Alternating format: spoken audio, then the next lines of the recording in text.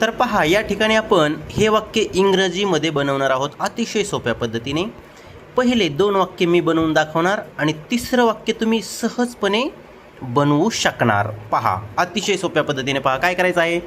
आता वाक्यातला काळ पण सांगतो आणि वाक्य पण बनवून दाखवतो. आता पहा, अगोदर काय करायचं, मीना याला द्यायचा 1 क्रमांक, नंतर वाक्याचा जो शेवटचा शब्द आहे त्याला द्यायचा 2 क्रमांक आणि इथून मागे उलट क्रमाने क्रमांक द्यायचे आहेत. इथं द्यायचा 3 क्रमांक. आता बघा, मीना पाणी पिते. पिते साधा वर्तमान काळ आहे, म्हणजेच सिंपल प्रेझेंट टेन्स.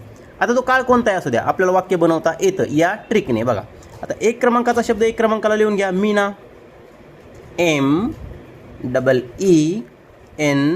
मीना.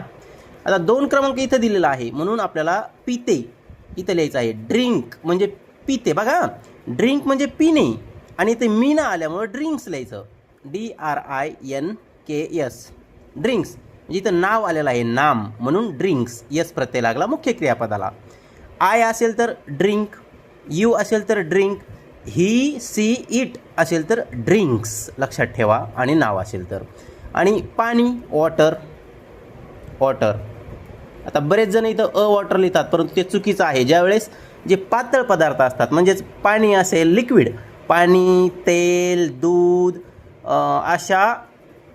अशा शब्दांना इथं लावायचं नाही, हे लक्षात ठेवा. बघा, Meena drinks water, simple present tense. आता राहुल क्रिकेट खेळतो.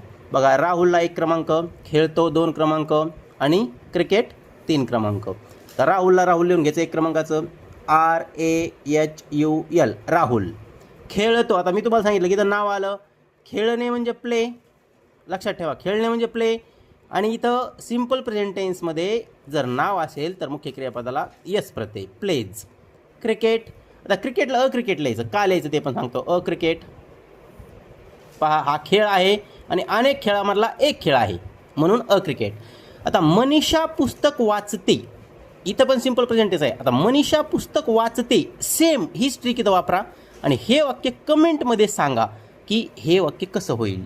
धन्यवाद.